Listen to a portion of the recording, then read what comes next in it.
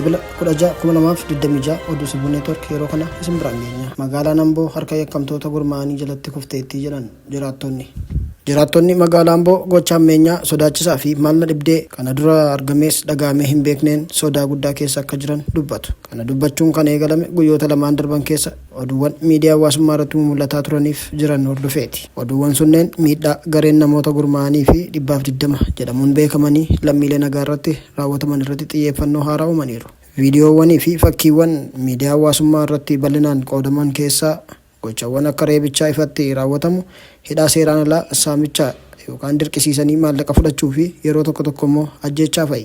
Addis Standard jiraattota irraan wabeeffadhe jechuun akka baasetti waggoota lamaan darbaniif waan sodaachisaa keessa darbuu ibsani. Magaalaa ukkaanfamtee jirtu keessa jirraa jedhan. Guyyaa ifatti namoota reebaa naanna'u. Haanni reebu kaan ammoo hidhaatti darbatu jedhan.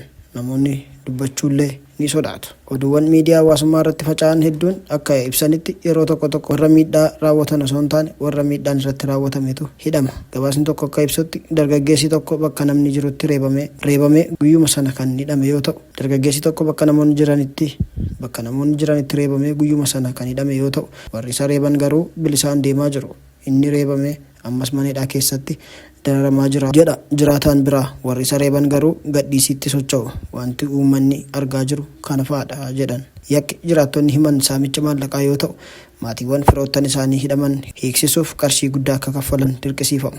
Bakka namni jirutti kaaffee keessatti namoota fuudhanii deeman jedha jiraataan sadaffaan. Booda maatii qarshii akka kaffalu itti himan. Torbanoota hedduu hidhamanii kan hiikaman qarshii erga kaffalanii boodadha. Kun waan dhokataa miti, ifatti ta'aa jira jedhu jiraattan.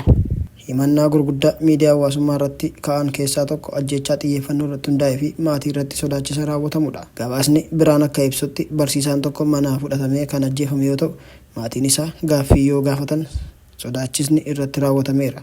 Jiraattonni ammas haala sodaachisaa fi yeroo hedduu hirmaannaa humnoota nageenyaa naannoo dhimma kanaa keessatti qaban ibsu.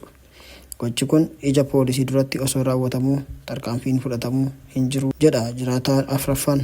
Tokko tokko immoo poolisiin qooda keessaa qabaa jedhanii amanu. Sababni namoonni amma miidiyaa hawaasummaa irratti dubbachaa jiraniif kanadha. Haa ta'u malee biiroon koominikeeshinii magaalaa Amboo eebila 14 fi 15 ibsa baaseen dhimmoota sana caasaa mootummaa waliin walitti qabsiisuun dhiyaate kuffiseera. Ibsa eebila 15 baheen namni Kaasaayee Qananiisaa jedhamu kan yakka adda addaa raawwate Opereeshinii nageenyaa fi eeruu mataatiin to'annoo jala ooleera jedhameera. Ibsa duraan eebila 14 baheen biiroon sun yakki dhuunfaan raawwatamu mootummaa bakka bu'uu jechuun gabaasni faca'aa jiru olola maqaballeessii bulchiinsa magaalittii diiguuf qophaa'edha jedha. Akkasumas viidiyoo Kaasaayeen nama tokko yeroo reebu mul'atu ilaalchisee walitti bu'iinsa dhuunfaa jedhee ibsuun shakkamtoota 4 irratti tarkaanfii seeraa fudhatamee kaan immoo barbaadamaa akka jiran beeksiseera.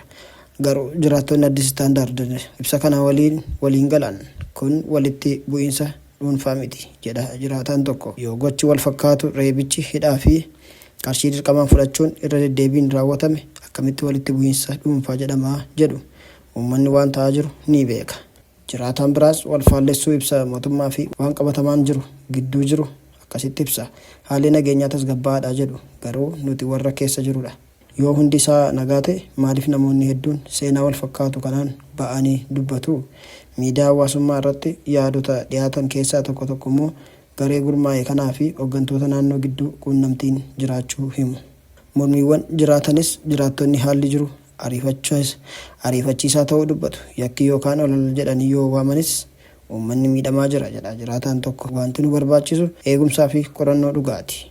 Addis Standarditu gabaase. Dhumarratti ergaan USA jiila Paakistaaniin Teheraan ga'e. Hoogganaan raayyaa ittisa biyya Paakistaan Fiild Maarshaal Asiim Muniir buufata xiyyaaraa idil addunyaa Teheraan Imaam Khomeini yeroo ga'an ministeera haajaa alaa Iraan Abbaas Araaqichiin simannaan ho'aan taasifameeraaf. Fiild Maarshaal Asiim Muniir waldhabdee Waashingitenii fi Teheraan gidduu jiru salphisuuf ergaa haaraa USA irraa ergeen gara Iraan akka galan himama. Daawwannaan sun kan raawwatame Paakistaan marii nagaa Ameerikaa fi Iraan dhuma torbee darbee Islaamabaaditti jalqabame garuu waliigaltee malee kufee deebisee jalqabuuf tattaaffii gidduu seentummaa ishee cimsuufidha. Paakistaan waraana dhiyeenya Iraan keessatti Israa'el Ameerikaa gidduutti gaggeeffame hordofuun dhukaasa dhaabuu mirkaneessuu fi marii marsaa lammaffaa jalqabuuf dammaqinaan hojjetaa turte. Jilli Paakistaan sun bu'uura marii bulchiinsa pirezidaantii Ameerikaa Doonaald Tiraamp aangawoota olaanoo Iraaniif erge ni dhiyeessa jedhamee eegama.